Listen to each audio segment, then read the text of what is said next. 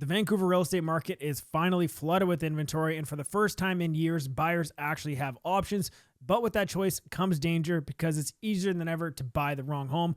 I'm Blake Chancey with Real Broker. Make sure to hit that like and subscribe button. Let's get into it. A mistake right now could trap you with a property nobody wants in the future or force you to sell at a massive discount. So today I'm going to be breaking down 6 types of Vancouver homes you absolutely need to avoid. And I'm telling you right now, number 5 might actually shock you. More importantly, I'll show you how to spot these red flags before you buy and what to do if you already own one so you don't end up losing hundreds of thousands of dollars. Let's dive into number 1. Quite frankly, if you're planning to live in Vancouver long term, this might be the most important item on the entire list. Vancouver peat bog areas, the hidden foundation threat. Most people have no idea Vancouver even has peat bogs. But trust me, if you ever walked on a sidewalk that feels like a roller coaster, you've seen the effects. So what exactly is a peat bog? A peat bog is a wetland terrain made up of decaying plant material. It creates soft, acidic, unstable soil, and Vancouver has several pockets of these, especially in the east and south parts of the city. The hazards are massive. Ground instability, huge construction costs, lower property value, and insurance complications. When a home sits on a peat bog, you get differential setting, crooked houses, uneven fences, cracked masonry, and it gets worse over time as the ground continues to break down from underneath you. I lived just off of Main Street before, and you can literally see natural speed bumps on the roads from the ground shifting, sidewalks tilt, homes sag. There's a peat bog movement. And if you buy in those zones without understanding what you're getting into, you could be staring at a very expensive problem. Construction costs are no joke either. Rebuilding on a peat bog can add an additional $40,000 to $500,000 because you need deep piles drilled into stable ground. And if you don't budget for this, it can absolutely derail your entire plan. Even after remediation, homes on peat bogs typically sell for 10 to 15% less compared to homes on normal soil. And in a soft market, that difference really matters. Insurance companies also penalize homes in bog zones, adding premiums or excluding certain foundation issues entirely. The most common fix is a helical piling system, steer supports drilled into deeper, stable layers, but these jobs typically start at around $75,000. So how do you spot this? Look for sticking doors, windows that won't open, sloped floors, cracked masonry. I've literally kept a marble in my pocket or a golf ball at sometimes, and if it takes off across the room, that's a pretty big red flag. Before you buy, always check Vancouver's peat bog map. There are several pockets across East Vancouver, Trout Lake, Knight Street, Fraser, and the Charles Park area. These aren't one-off issues. They're scattered all over the city. Number 2, poly B piping. Quote unquote, the ticking time bomb. Poly B feels like the topic of 2025. It's actually caused several accepted offers of mine to collapse this year.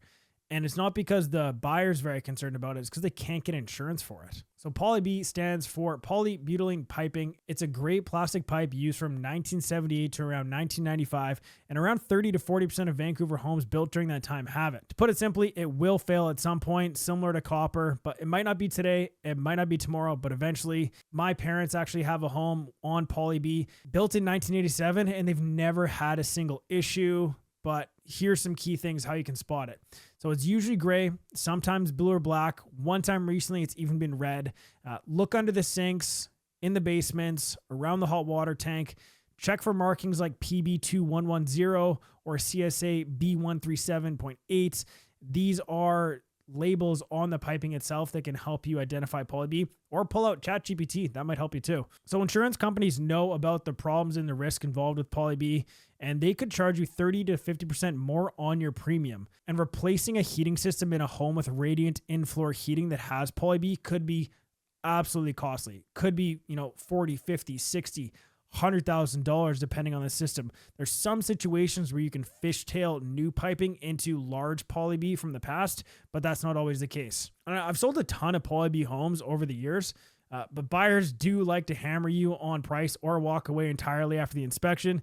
So it's a huge stigma, and the failure rate is actually 78% within 30 years based on the class action lawsuit data. If you're buying a home built between 1978 and 1995, you absolutely need to make Poly B a specific inspection item.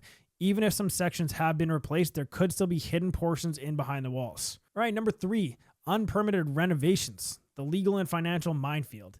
Number 3 is a big one, especially right now with so many listings hitting the market with unpermitted renovations. This includes basement suites, bathrooms, additions, electrical changes, anything done without city approval where you're supposed to get it done. The risks: you could have fines from $500 to $10,000, could be notice on the title, and that could tank resale.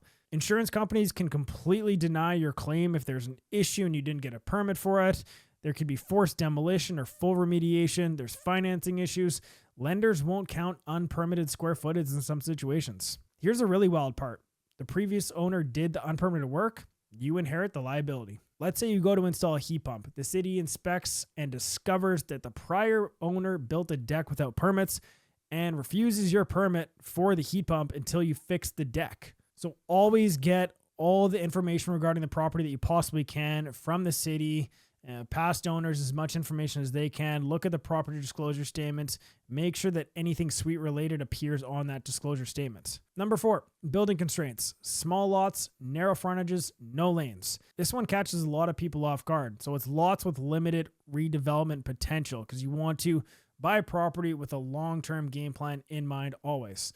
With Vancouver's new zoning bylaw and the push for densification, lot size and frontage matter more than ever. If you're buying something with a frontage of under 33 feet, no lane access, a shallow lot, an odd shape, it can severely restrict what you can build in the future on that property. So there's something called FSR, floor space ratio, that determines your max allowable square footage. A typical single family FSR is 0.6. So a 4,000 square foot lot allows for a 2,400 square foot home. But narrow lots often force weird layouts, higher construction costs, no laneway house potential, and reduced development value. And here's the kicker. Some older homes are actually bigger than what you'd be allowed to rebuild today. If you demolish it, you might only be able to build something smaller, instantly reducing the property's value. Before buying, always get a zoning assessment or talk with city about redevelopment potential. Number 5, asbestos, the expensive, invisible health hazard. This is one that most people know about, but drastically underestimate. Asbestos. If you're buying anything built before 1990, there's a 75% chance the home contains asbestos somewhere. Common locations are in popcorn ceilings, the drywall mudding and tape, vinyl floor tiles, and there's actually a specific tile that's 9 inches by 9 inches. That size of vinyl floor tile is an indicator that it's got asbestos in it. So yeah, drywall mud, attic insulation, exterior siding, heating pipe wrap, these are all things that could have asbestos in them. Now, health risks is a huge thing. Obviously, nobody wants to be sick. Now, Vancouver has some of the strictest asbestos rules in Canada. Before any renovation or demolition, you must get a hazardous materials survey, usually anywhere between $250 to $500. You're going to have to go throughout your house, grab a bunch of samples, bag them up, and bring them into a place in Richmond, and they'll do the testing for you to say whether or not your property has asbestos. A full remediation for a property can easily run $25,000 to $50,000. Bottom line, don't start drilling or sanding until you've tested for asbestos, and bake this cost into your offer strategy because there's no chance the seller is going to allow you to do it before you remove subjects or actually own the property. Number 6, not something I deal a lot with around Ladner and Tsawwassen real estate market. It has come up a couple times, but I think that's over a few thousand sales in the last 20 years. So underground oil tanks were used to heat homes from the 1920s to the 1960s before natural gas became the norm. They're extremely common in Kitsilano, Dunbar, Kerrisdale, and other parts of East Vancouver as well. So the problem is, if a tank leaks, and many do, there's soil contamination, and that cleanup can cost between $15,000 to over $400,000. Here's the scary part. Under BC law, the current owner is liable even if the leak happened decades ago. So scan the property, get documentation. If a seller says, oh, we think it was removed, but they don't have a certificate, you should assume it wasn't and get the test done. It's some of the best money that you can spend. A proper oil tank scan is only about $500 and worth every single penny. So those are the 6 types of Vancouver homes you absolutely need to avoid or at least approach with serious caution. If you're serious about buying in Vancouver or anywhere in the Lower Mainland, feel free to reach out to me. We can book a discovery call together to see if I'm a good fit for working together with you, or if I can find another realtor in your specific area that can help you out. Thank you so much for watching. I really appreciate it. Make sure to hit that like and subscribe button. I'll see you in the next one. I'm Blake Chancey with Real. Peace.